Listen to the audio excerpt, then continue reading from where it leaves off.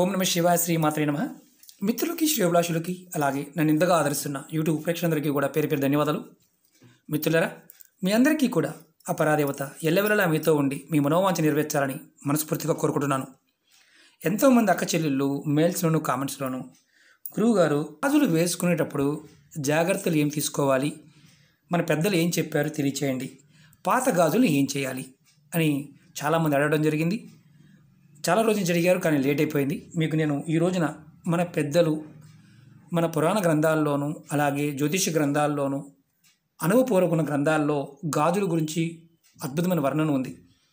మనం సుమంగలికి గాజులు చూస్తాం, అందరూ వేసుకోవచ్చు గాజులు.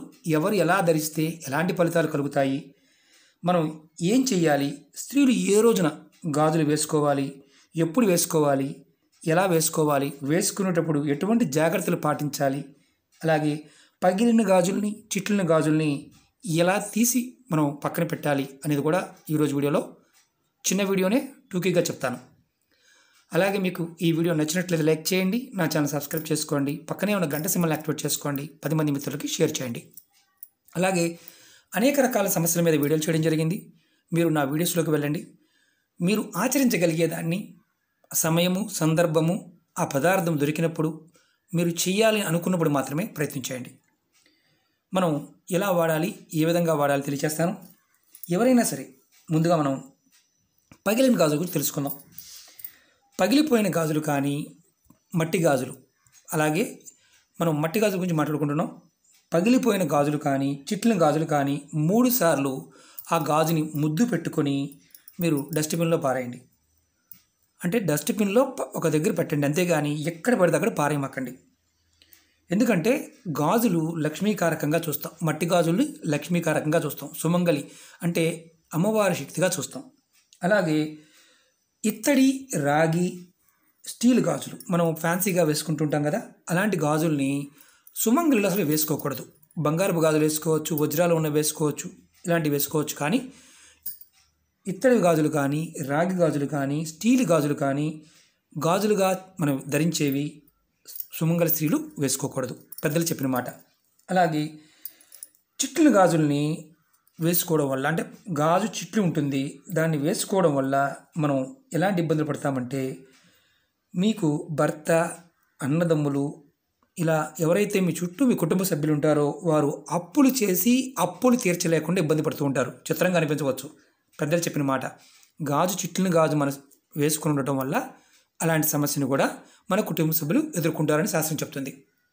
అలాగే గాజులు వేసుకునేటప్పుడు జుట్టు దువ్వుకొని విరబోసుకొని వేసుకోకూడదు. అంటే జుట్టు విరబోసుకొని గాజులు వేసుకోకూడదు, అంటే జడ లేకుండా గాజులు విరబోసుకొని వేసుకోకూడదు. అలాగే మంగళవారం రోజున కొత్త గాజులు వేసుకోకూడదు. గుమ్మం పైన కూర్చుని కానీ గుమ్మం ముందు కూర్చుని కానీ గాజులు వేసుకోకూడదు. అలాగే సూర్యాస్తమయ సమయం, అలాగే అంటే సూర్యుడు సాయంత్రం సమయంలో సూర్యాస్తమయ సమయంలో గాజులు వేసుకోకూడదు, చాలామంది తెలియదు. అలాగే గాజులు మార్చుకోవాలనుకున్నప్పుడు చేతికి ఈ చేతికి ఎర్ర దారం కానీ పసుపు కలర్ దారం కట్టుకొని గాజులు తీసి కొత్త గాజులు వేసుకోవాలి. గాజులు వేసుకున్న తర్వాత దారాన్ని ఓపెన్ చేయాలి. మన పెద్దలు చెప్తూ ఉంటారు, అంటే మొత్తం తీసేసి వేసుకోకూడదు అని. అంటే ఎరుపు దారం మామూలు దారమైన మనం బట్టలు కుట్టే దారమైన కట్టుకోవచ్చు, లేకపోతే పసుపు దారమైన కట్టుకొని అంటే గాజులు తీసుకోవాలి. తర్వాత కొత్త గాజులు వేసుకున్న తర్వాత ఆ దారాన్ని తీసేసుకోవచ్చు. ఇది కంపల్సరీగా గుర్తుంచుకోవాలి. అలాగే మనం చాలామందికి ఏంటంటే అనుమానాలు ఉంటాయి. కొన్ని అనుమానాలు ఎలా ఉంటాయంటే ఎన్ని పట్టించుకోవాలా అంటారు. పట్టించుకుంటే పట్టించుకోండి, లేదంటే లేదు. పెద్దలు చెప్పిన విషయం, మన ధర్మంలో ఆచార వ్యవహారాలన్నీ కూడా మన జీవితానికి సంబంధించిన విషయాల్ని ప్రస్ఫుటంగా ఆరోగ్యపరమైన సూత్రాలని దాంట్లో జీవన విధానంగా మార్చారు. చాలామందికి తెలియక ఏమంటారంటే దీంట్లో సైన్స్ ఉందా అంటారు. అర్థం చేసుకోలేని వాడికి సైన్స్ అర్థం కాదు. అర్థం చేసుకోవడానికి ప్రయత్నం చేస్తే ప్రతిదీ కూడా తర్కంగా ఆలోచించాలి. పదార్థాన్ని ఎందుకు వాడమని చెప్తున్నారు, ఆ పదార్థంలోని శక్తి ఏంటిని ఆలోచిస్తే సమస్యకి సమాధానం దొరుకుతుంది. అలాగే సుమంగళి స్త్రీలు పుట్టింటికి వెళ్ళినప్పుడు గాజులు తప్పకుండా తెచ్చుకోవాలి. అలాగే మీ దగ్గర ఉన్న, అంటే కొంతమంది ఏమనుకుంటారంటే నా దగ్గర గాజులు ఉన్నాయిలే వద్దులే, నా దగ్గర ఉన్నాయి కదా అనుకుంటారు. అలా కాకుండా మీరు ఎప్పుడైతే అత్తగారింటి దగ్గర పుట్టింటికి వెళ్తారో అప్పుడు కంపల్సరీగా గాజులు తెచ్చుకోవాలి. పుట్టింటి దగ్గర నుండి గాజులు తెచ్చుకోవడం వల్ల మీకు స్త్రీలకి ఆయువు పెరుగుతుంది, ఆయుష్ పెరుగుతుంది. అలాగే మీ చేతికి వేసుకున్న గాజులు తీసి వేరొకరికి ఇవ్వకూడదు. మనం సడన్గా ఫంక్షన్కి వెళ్ళాము, గాజులు లేవు, వదిన 4 గాజులు అంటే ఇవి తీసి అలా ఇవ్వకూడదు ఎప్పుడు కూడా. అంటే మట్టి గాజులు బాగుంటే చెప్తున్నాను.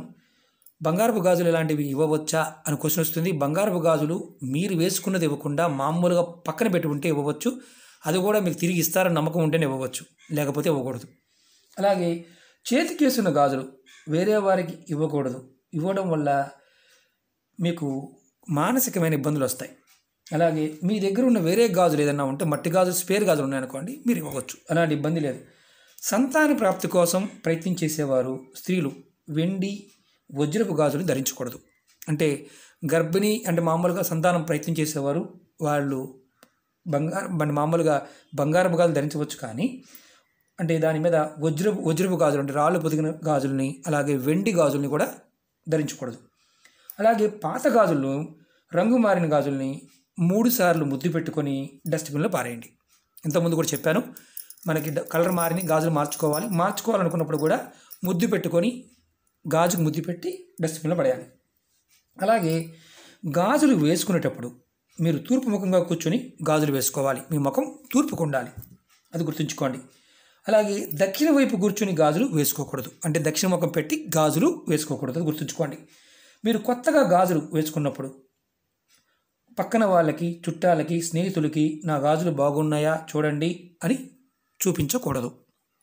మళ్ళీ చెప్తున్నాను, మీరు కొత్తగా గాజులు వేసుకున్నప్పుడు పక్కన వాళ్ళకి, చుట్టాలకి, స్నేహితులకి నా గాజులు ఎంత బాగున్నాయో చూడండి అని చెప్పకూడదు, ఇది గుర్తుంచుకోండి, మన పెద్దలు చెప్పిన మాట.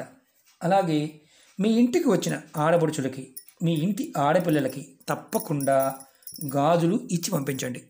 మనకు అందుకని మన ఆచారంలో పసుపు కుంకుమ పెట్టి తాంబూలం ఇచ్చి పంపిస్తాం, దాంట్లో గాజులు కూడా ఇస్తూ ఉంటారు. అలాగే మీరు గుర్తుంచుకోవాల్సింది ఏంటంటే, రోడ్డు మీద పడిన గాజులు, ఏదైనా చెట్లు కింద పెట్టిన గాజుల్ని తీసుకోకూడదు. గుడిలో ఇచ్చిన గాజుల్ని తీసుకోవచ్చు. అంటే అమ్మవారికి ఇస్తాం కదా, గుడిలో కంపల్సరీగా గాజులు ఇస్తే తీసుకోవచ్చు. కానీ చెట్లు కింద, రోడ్డు మీద పడ్డ గాజుల్ని పొరపాటున తీసుకోకూడదు.